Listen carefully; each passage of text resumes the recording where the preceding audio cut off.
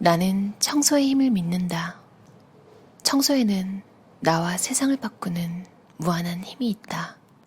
오랜 세월 청소를 몸소 실천해 오면서 청소가 환경을 바꾸고 사람을 바꾸고 조직을 바꾸는 사례를 실제 나의 눈으로 수없이 보아왔기 때문이다. 물론 나 자신도 청소의 힘에 의해서 크게 바뀌었다. 청소를 실천하지 않았더라면 지금의 나는 있을 수 없었을 것이다.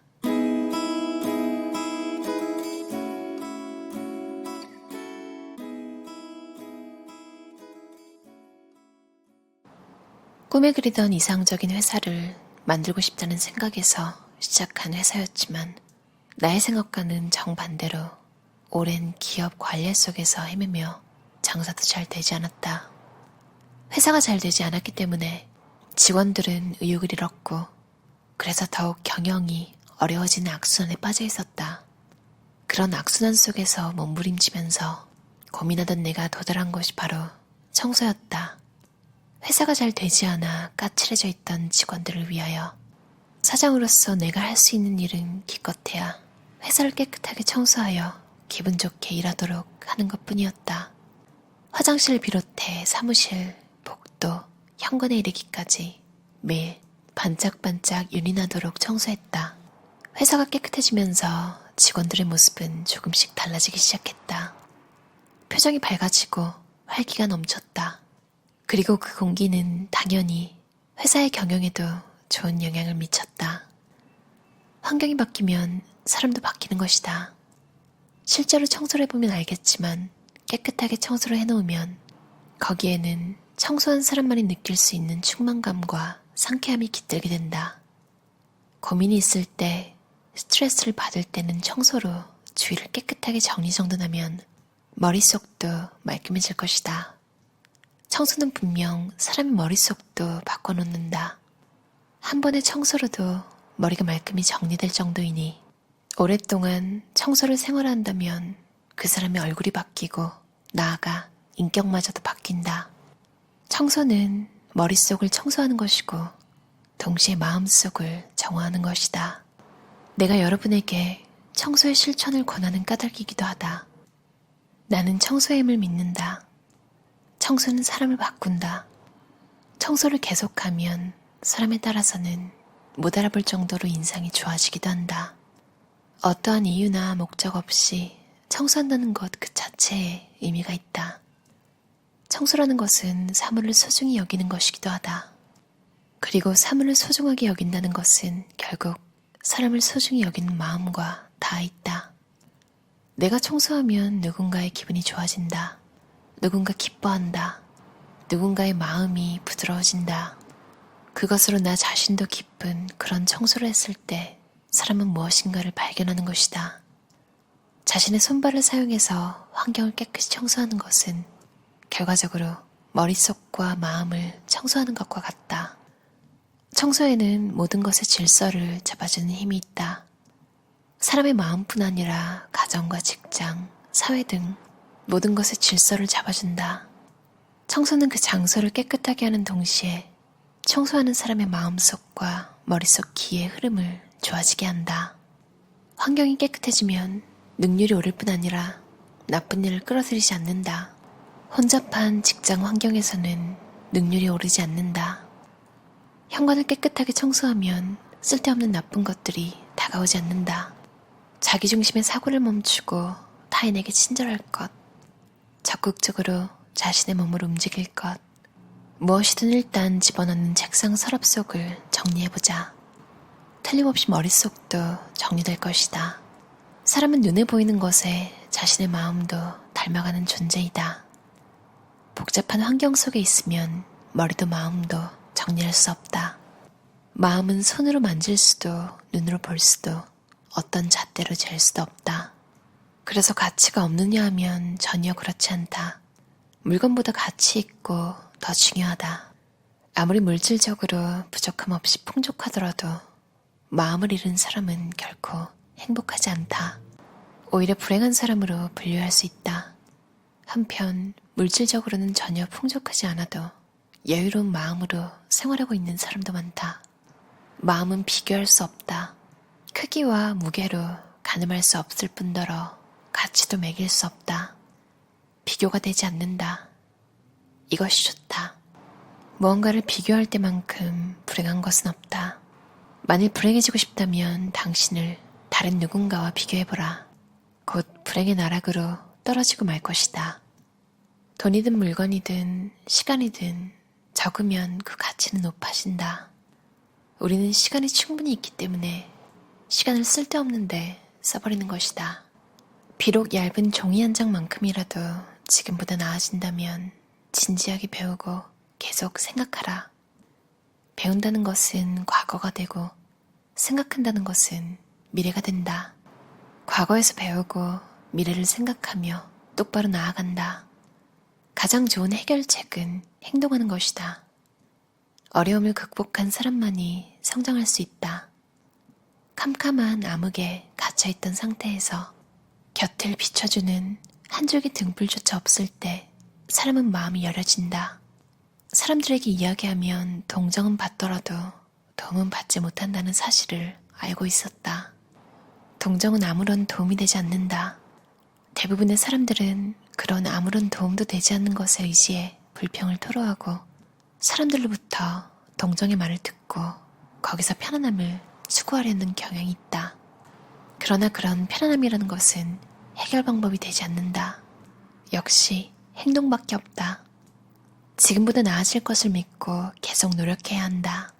청소를 꾸준히 하는 것이 나처럼 의지박약한 인간을 어엿한 사람으로 성장하게 해주었다.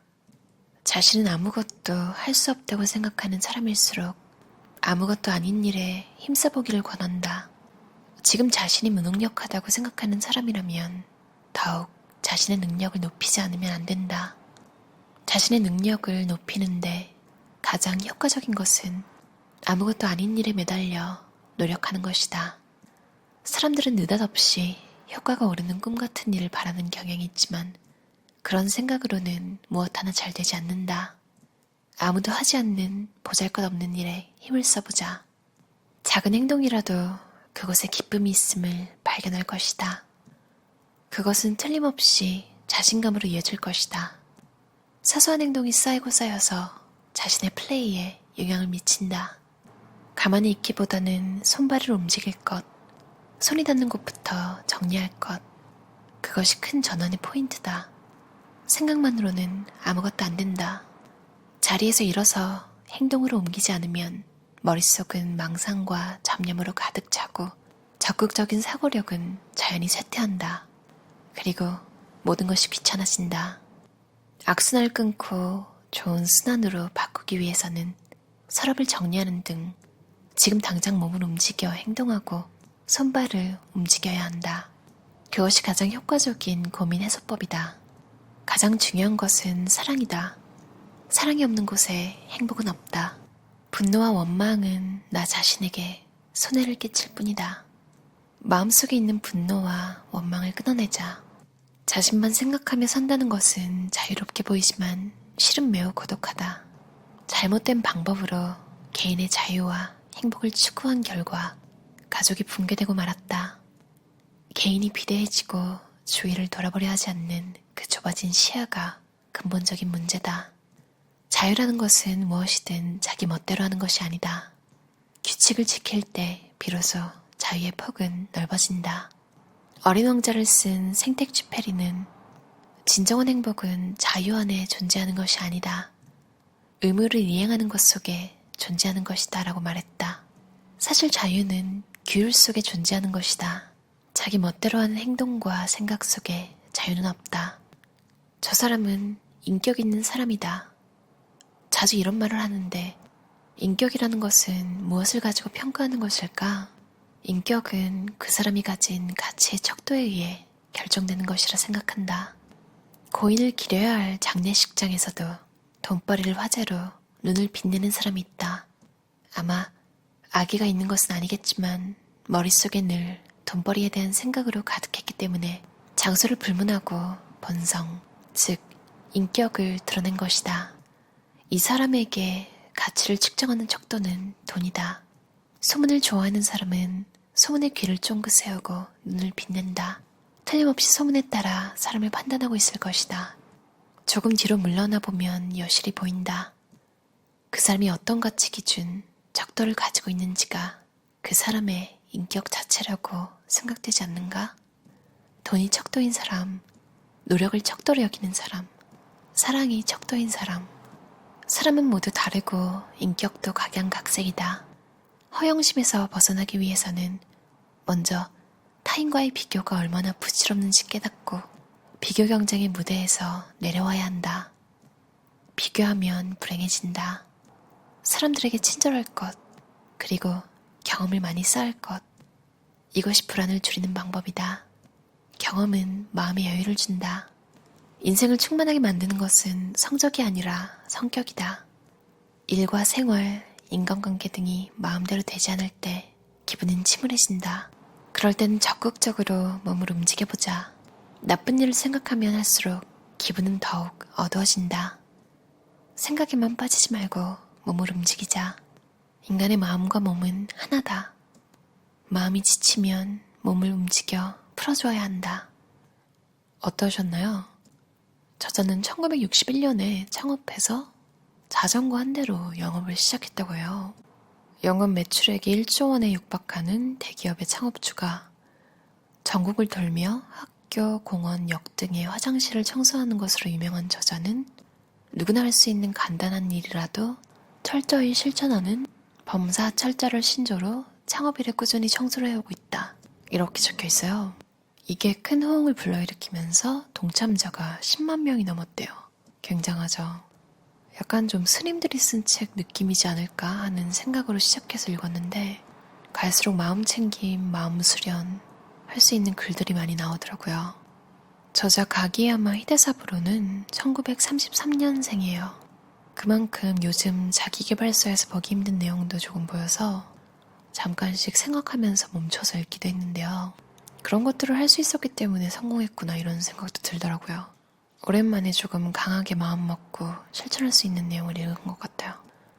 센데 위안되는? 그리고 또 조금 좀 중심을 좀 잡아주는 센 내용. 마루야마 겐지의 라이트한 버전이라는 생각도 들었어요. 지금보다 나아질 것을 믿고 계속 노력해야 한다는 말이 되게 와닿더라고요. 딜버트를 그린 만화가 스콧 애덤스도 뭔가를 할 때 그냥 긍정적인 생각을 하고 한다고 해요. 책을 쓸 때도 본인의 책이 세상에 도움이 될 거라고 믿고 쓴다고. 그래야 잘 써지고 사실 그런 생각을 가지지 않으면 할 수 있는 일이 없잖아요, 세상에. 그래서 그 생각이 굉장히 현명하다고 느꼈어요. 우리나라에서 겸손하라는 압박? 이런 거 너무 심하게 받으면서 자라신 분들은 자신의 일에 대해서 자부심 가지는 것조차 약간 좀 스스로 금기시하잖아요. 겸손하라 하면서. 근데 뭐 할 때 마음속으로 생각하는 걸 밖으로 꼭 내뱉을 필요는 없으니까. 겸손이 심해지면 이제 또 자기 비하처럼 들리기도 하잖아요. 가끔 자기 자신한테 너무 박하게 이거 해서 뭐해? 뭐 이런 식으로 사기를 꺾는 경우도 있는데 지금 하시는 일이 도움이 되고 잘 될 거라 믿고 일단 그걸 끝내고 완성을 시키고 그때 다시 생각해보는 것도 좋겠더라고요. 안 그러면 일단 일이 진행이 안 되더라고요. 왜냐면 도움이 될 거라는 생각 없이 하는 일에 의욕이 생길 수가 없잖아요. 이 책은 확실히 좀 독하게 말해주는 부분도 있기 때문에 정신 차리고 현재를 사는데 도움이 되는 것 같아요. 청소가 도움되는 건 여러분도 설명이 필요 없을 정도로 잘 아실 거예요. 저도 마음가짐 때문에 시작을 못한 일이 좀 쌓여있는데 책 내용처럼 정신 차리고 끝내려고요. 여러분도 뭔가 안 풀리고 부담스러운 일이 쌓였을 때 가볍게 15분에서 30분 정도 주변 청소를 싹 하시고 밀린 일을 하면서 내가 지금 하는 건 세상에 도움이 되는 것이다. 이렇게 생각하면서 끝내버리는 건 어떨까요? 저도 그럴게요.